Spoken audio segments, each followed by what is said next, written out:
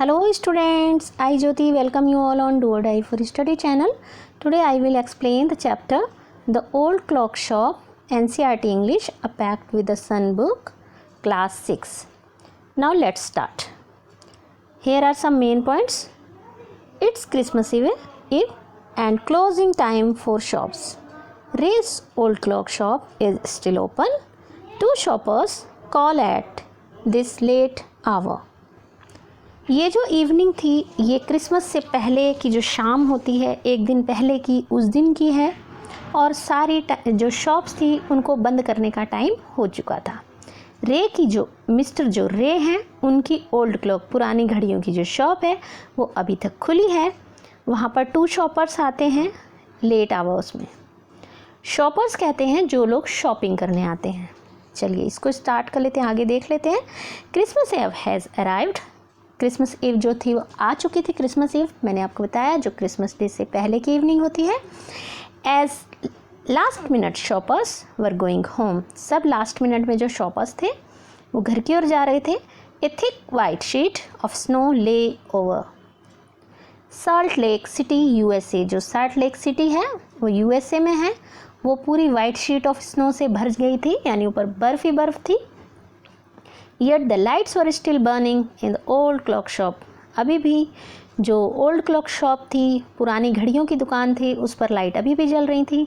As Ray, its old deaf owner, worked on a clock he had sold that day. जो mister रे थे एक old व्यक्ति थे, ओल्ड थे, वो एजेड थे, जैसा कि आप पिक्चर में देख पा रहे हैं। वो डीफ थे, यानी उनको सुनाई नहीं देता था। वो अभी भी एक घड़ी पर काम कर रहे थे जो उन्होंने उस दिन बेची थी।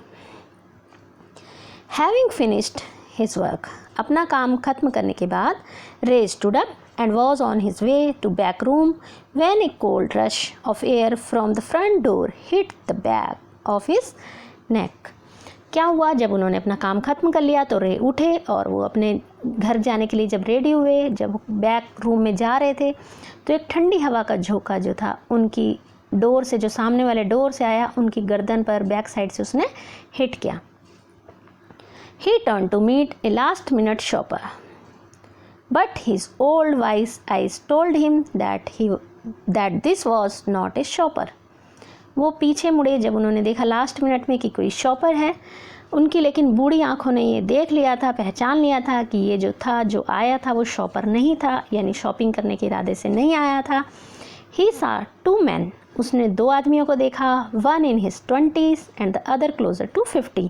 एक जो था उसकी एज 20 के आसपास थी और जो दूसरा था वो लगभग 50 ईयर्स का लग रहा था। The younger man remained at the door, जो छोटा वाला लड़का था 20 ईयर्स वाला, वो डोर पर ही खड़ा रहा। The older man approached the counter with no sign of friendliness in his eyes. जो ओल्डर मैन था यानी 50 ईयर वाला था, अप्रोच्ड कहते हैं नियर आना, पास आना किसी चीज़ के, तो वो पास आया काउंटर के और उसकी आँखों में कोई भी फ्रेंडलीनेस का साइन नहीं था, यानी उसकी आंखों में दोस्ती वाली कोई फीलिंग नहीं थी। Ray was able to hide his growing fear as he slowly pushed a note pad and a pencil across the counter. Ray ने अपने गुस्से को छुपा लिया क्योंकि उसको बहुत गुस्सा आ रहा था उसको देखकर, लेकिन फिर भी उसने धीरे से उसकी ओर एक नोट पैड और एक पेंसिल पुश कर दी, धकेल दी काउंटर की तरफ। He smiled at the unfriendly face, वो अनफ्रेंडली फेस पर मुस्कुराए। Then pointed to his ear and shook his head from side to side, उन्होंने अपने कानों की ओर इशारा किया और अपने सर को इधर उधर हिलाया ताकि उसको ये समझ में आ जाए कि जो मिस्टर रे हैं वो डीफ हैं, उनको सुनाई नहीं देता।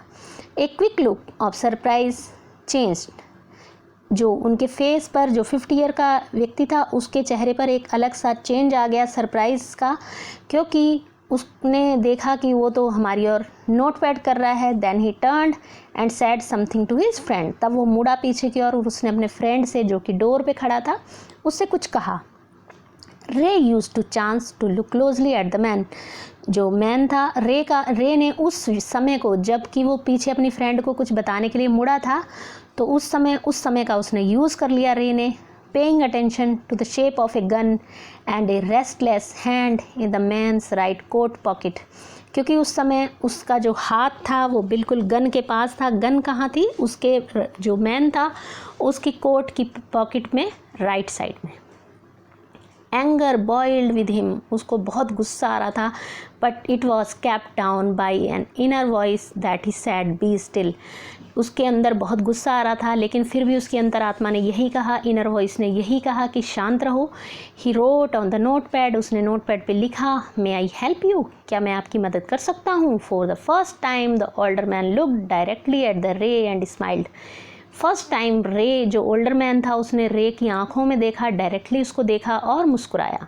एक क्रूअल मॉकिंग स्माइल, एक क्रूअल कहते हैं बैड सी, जो दुष्ट स्माइल होती है, यानी किसी की जब मजाक बनानी होती है तो उसको मॉकिंग स्माइल कहते हैं। They both understood why he was there, वो दोनों को समझ में आ गया था कि वो यहाँ पर क्यों है। Why his friend remained at the door, उसका दोस्त दरवाजे पर क्यों खड़ा था। They looked like men who were down on their luck and were now ready to try something they could later be sorry about. तो उन्होंने एक दूसरे को देखा, उन आदमियों ने, और अपने लक के ऊपर देखा उन्होंने कहा कि ऐसा वो कुछ ऐसा कर जाते जिससे उनको बाद में पछताना पड़ता। अगर मिस्टर डे, सोचिए जब मिस्टर डे अगर डीफ नहीं होते तो क्या होता। वो लोग आते अपने गन पॉइंट के साथ, रे के साथ सामान भी लूट के ले जाते और हो सकता था वो रे को मार भी देते, लेकिन उन्होंने इसको चेंज कर दिया क्योंकि उनको पता लग चुका था कि रे इज़ डीफ, रे बहरे हैं तो उन्हें सुनाई नहीं देता। Next main points are here. Ray knows that his visitors are in need, ने को समझ में आ गया था, ने जानते थे कि जो विजिटर्स आए हैं, जो टू मैन्स आए हैं, मैन आए हैं उसकी शॉप में, वो दोनों को आवश्यकता है, यानी उनको कोई ज़रूरत है।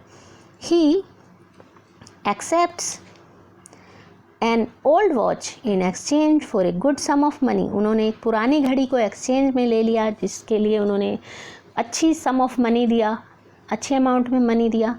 The message of peace and good will spreads everywhere as old clocks chime merry Christmas.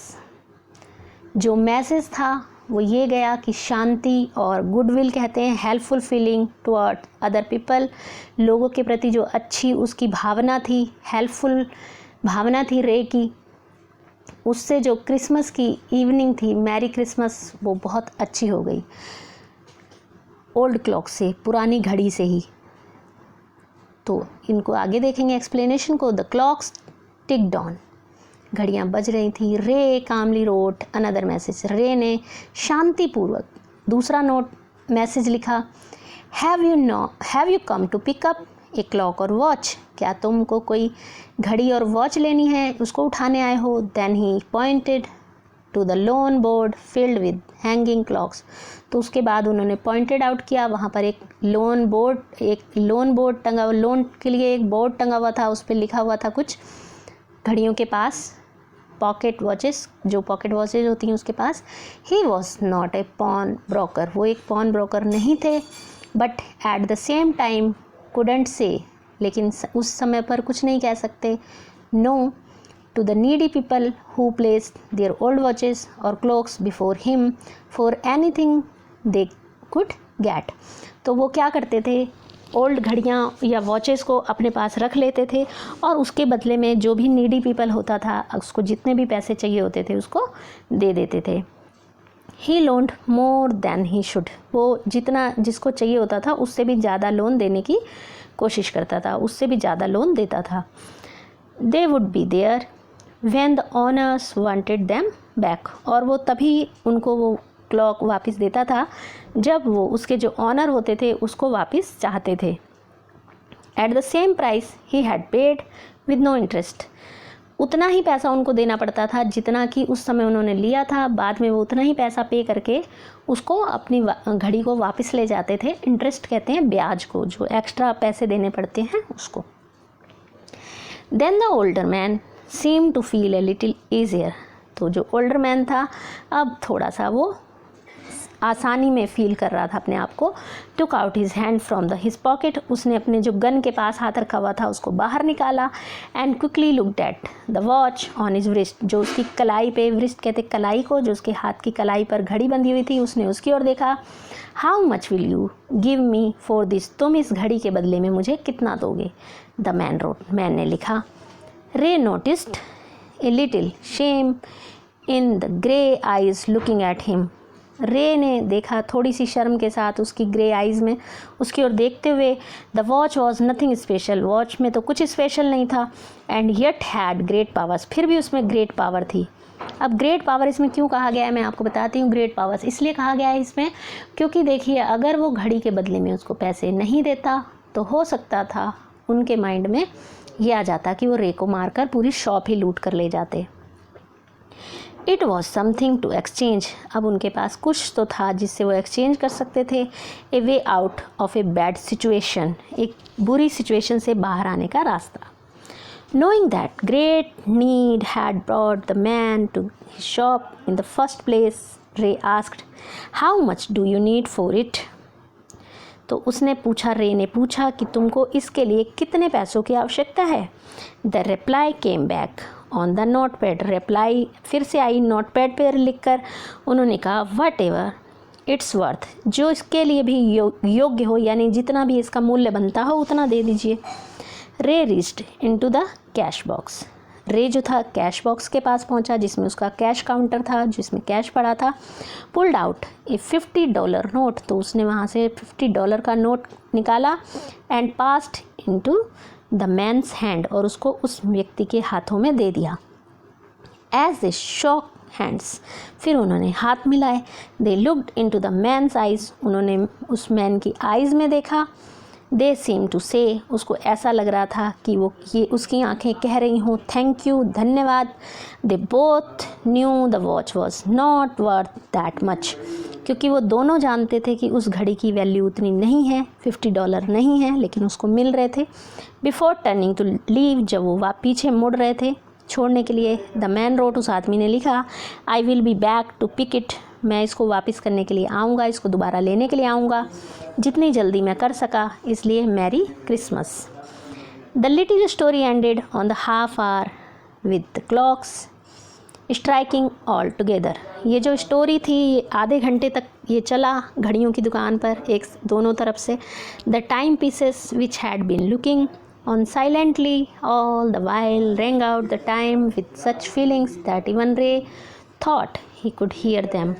जो टाइम पीसेस थे वो साइलेंटली घंटियाँ उसकी बज रही थी, फीलिंग्स जो थी ऐसा लग रहा था रे ऐसा सोच रहे हों कि वो उन घड़ियों की आवाज़ को सुन रहे हों। Their sweet musical message was filled up with hope, उनकी जो मीठा म्यूज़िकल मैसेज था वो आशा से भरा हुआ था। The timeless message on peace on earth, ये जो धरती पर शांति का मैसेज था, गुडविल का टुवर्ड ऑल, जो सब की मदद करने के लिए था, helpful feeling toward other people, was felt by the 3 man, ये भर चुका था 3 लोगों के द्वारा जो कहाँ खड़े थे, उस ओल्ड क्लॉक शॉप में खड़े थे। वीडियो कैसी लगी, अच्छी लगी हो तो इसको लाइक ज़रूर कर दें, फ्रेंड्स में ज़्यादा से ज़्यादा शेयर करें, जो लोग चैनल पर नए हैं चैनल को सब्सक्राइब कर दें। Thanks for watching. और हाँ, इसके जो क्वेश्चन आंसर्स हैं उसका और वर्ड मीनिंग का मैंने अलग से वीडियो डाल दिया है, उसका लिंक आपको डिस्क्रिप्शन बॉक्स में मिल जाएगा, आप वहाँ से जाकर के देख सकते हैं। Thanks for watching.